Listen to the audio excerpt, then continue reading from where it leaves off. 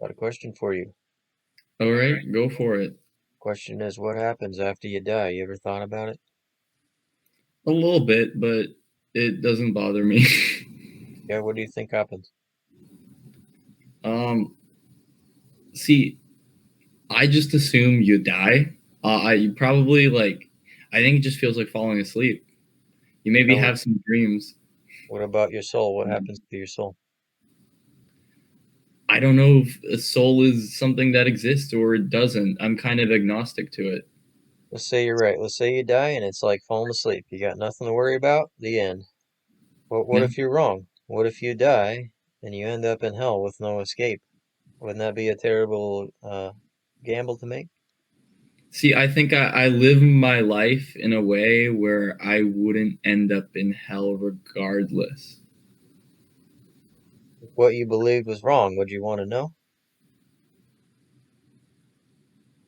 See, my thoughts to it are I'm kind of agnostic to it. I try to live my life in a way that brings happiness to others around me and kind of is the most ethical way to live.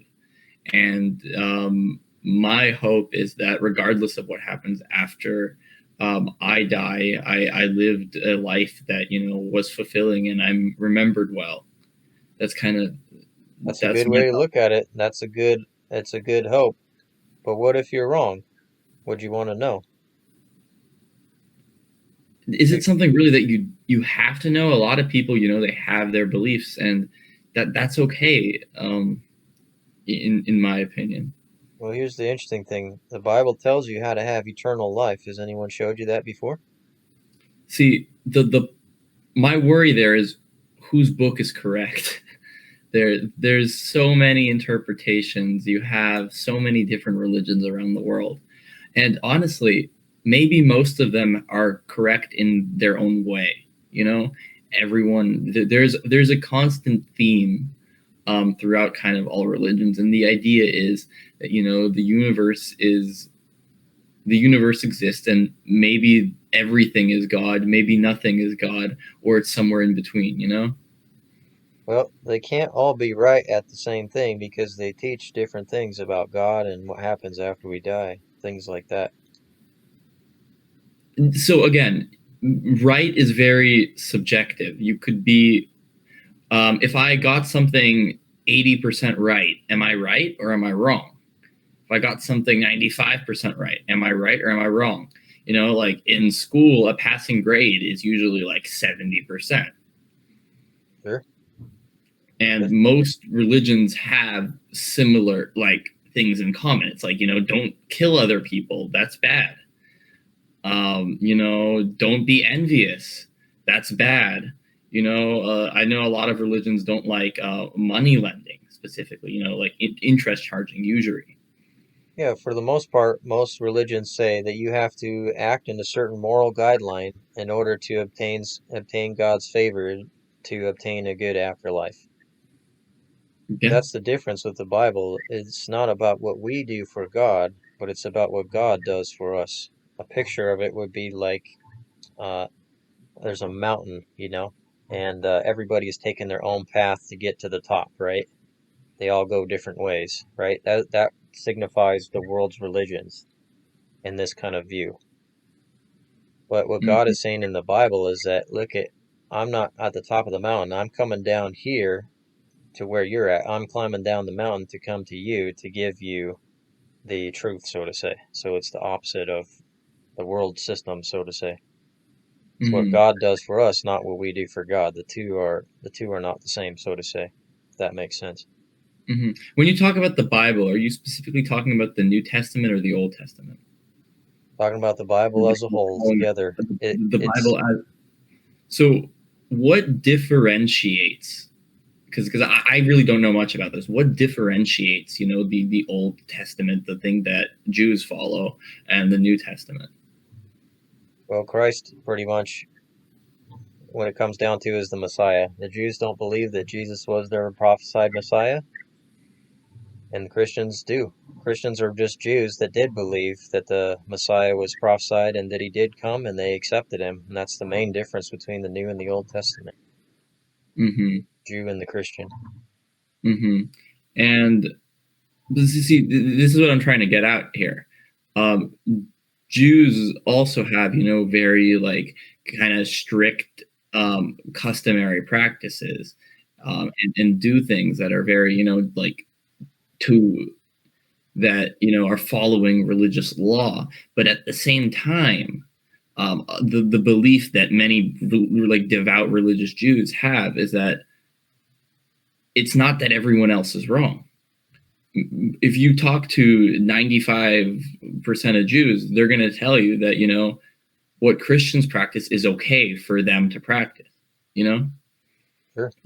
It's their right for, their own way. And, we are right for our own way. Well, they can't both be right at the same time. What if what they believe is wrong? That's like, but again, it's the same gamble for both. That's the ultimate gamble that we take. Either it's not right and we die and nothing happens, or we can get reincarnated or something like that, or it is Hmm. right and we die and we end up in hell forever. That's kind of the roll of the dice, so to say. Hmm. Now, I just like it's hard for me to think that if you live your life in a way that's good, and you bring, like, happiness to others, you're living in a moral way, that you end up in hell for that, just for having, a different belief. Well, think If about you're it this way. When we compare ourselves to other people, there's always somebody we can find that's in a worse off state. Someone that may have murdered somebody in prison or something like that. Mhm. When we compare ourselves to each other as a standard, we can always make ourselves feel good, right? And feel like we're living in the right way and we're going to attain God's favor. But Mhm. that's not the standard, so to say. The standard is God himself. It's like light and darkness. The standard is perfection basically, and we don't measure up to that standard. Like let me give you a simple test. Not trying to play gotcha or anything, just a simple test. Mhm. Let Go me for it. ask you this. In your entire life, have you ever told a lie before? 100%. Me too, many times. You ever stole anything before? No. Never. Nope. Okay, that's good. You know what? I grew up in the Napster era, so I downloaded lots of Napster songs that I didn't pay for, and I watched lots of movies I didn't pay for. A lot of times when I was at work, I wasn't working when I was on the clock. I did a lot of things like that, so that would be considered stealing. How about this? You ever hate anybody before? I've been very angry. Yeah, me too. I've done both. How about this? You ever disobey your parents before? Yes. Me too. How about this? You ever use God's name as a bad word like OMG? Sure. Yeah. Too. And then there's some other ones we could get into that are a little more graphic, but those are just the simple ones right there. It just shows Mhm. that, you know what? Nobody's perfect. And that's the Mhm. problem. Only Mhm. God is perfect. And the sins that we do, they separate us from God, and that's the issue. Our standard of perfection is different than God's standard of perfection. Mhm. So when you look at it that way, there's nobody that has really lived a perfect life that would measure up to God, so to say. Only Jesus claims to have done that. See, that makes, what you're saying makes a lot of sense, but at the same time, life is a compromise. You're living, you are, I think, just the act of trying to do your best is probably good enough. Everything's a compromise. You live in a society where it's impossible to be perfectly moral. You go to the store and you buy some fruit, and it's very possible that that fruit was picked by people who, are migrants and may have been exploited in their employment and things like that. So it's like every action you take in society, in life, could have, potential ramifications that you don't understand. Very true. And so I think if you are making that compromise, and you're making it, in a way that you're trying your best, I think the key is kind of the intent. It's different, but I totally, I understand. um I understand the Christian philosophy. that there's a belief that accepting Jesus, cleanses you of like your sin, and you are able to be forgiven. But at the same time, it's hard for me to reconcile that with saying that a person who runs an orphanage and saves many children's life um, goes to hell for having different beliefs, when a serial killer who accepted Jesus goes to heaven.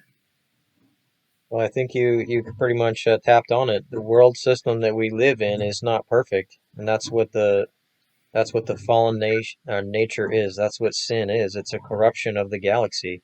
So whether it's direct or indirect, whether I go buy a chocolate bar that was gathered by slaves in Africa without my knowing of it, I'm still part of that system that exists, that is the earth. That's the Mm-hmm. reality of sin. So the solution isn't that I can live a life to please God in order to obtain God's favor, because it's just not possible with the world, with my own desires and my own flesh, and with the spiritual forces that are in play of, darkness and things like that. It's just not possible. Even with somebody that does a lot of good deeds, like an orphanage, they can't say that every day they live the life of morality if they're a normal human like anybody else. And Mm-hmm. that's just the sad reality of it. And that's why Jesus Christ is important, because evil does exist, and justice, we do have a sense of justice for a reason. And God is the source of justice, but he's also the source of love. So meaning that God has to be we can observe justice in our universe, or if you steal something or whatever, you get arrested by the police, you go to the judge. And the judge, if he's just, he has to punish you for your crime. It's just kind of no matter what country you're at, it's just the system that we know. It's set up in place. There's a system of judgment and justice that exists, and we are inevitably responsible for our actions. And God is the source of justice, but He's also holy, so He's going to at one time punish evil, and He's also going to end evil for good. But at the same time, He's also the source of love, and that's what Jesus is all about. You can't just have justice without love, and you can't have love without justice. And that's the power of what Jesus Christ is and what the cross is.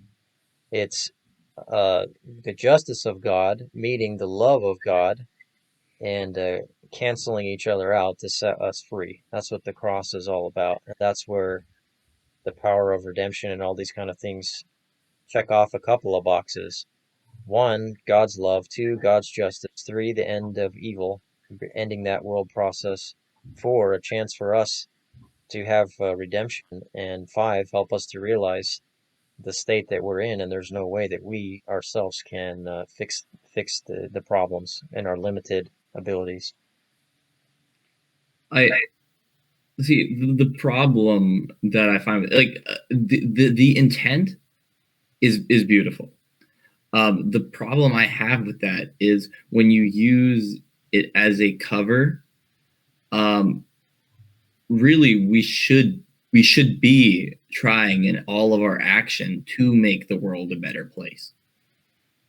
Yeah, and that's what the power of being born again means. So when you make peace with God, and God gives you a new spirit, that separation between you and God is broken down, and your old desires, sinful desires, go away, and God gives you new desires, and that new desires in the form of love and things like that. That's why you look at um, people that are genuinely born again Christians throughout history have been the ones a lot of times to form orphanages in poor countries, or to form hospitals, or to take educational set up educational facilities to women and children and things like that.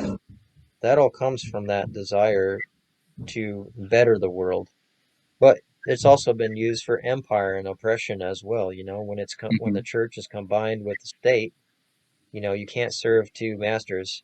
So what ends up happening is you have a state system with a religious morality that imposes itself by force upon people who are unwilling, and that's where you get the issues of colonialism and all these kind of things. Hmm. Yeah, no, definitely. I think you're spot on with people using religion, in a way to do bad things. I 100%, think that people who have these strong religious convictions, they should be, talking about it, doing their best, to make the world a better place. And it's a beautiful thing. Um, for me, I think it's a bridge that's a little um, too the gap is too big to bridge at the moment. There's so many world religions, and there's so much, that I still have to learn. But I think that I will make an effort to do more reading and to do more research. Yeah, you're a guy that likes to read? Yep, like it depends, but it's like I can. When it comes down to it, I can do reading, I can do research, and I can read pretty well. And I've wanted to. Like, I think I'm going to, after talking to you, I'm going to read the Bible and go through it and really think about what it says. Here's a good book I like to give out to people. You can get it online for free. It's called One Heartbeat Away. It's on PDF. You can Google it. I think it's like the Hmm. second result. Hmm. Uh, One Heartbeat Hmm. Away. I think Mark Cahill is the author. Anyway, I don't know. I think where you're at and what you're thinking, you might like it, and it's free. All right. Yep. Thank you very much. It was nice talking to you. Yeah, good talking to you. Have a good night. Yeah.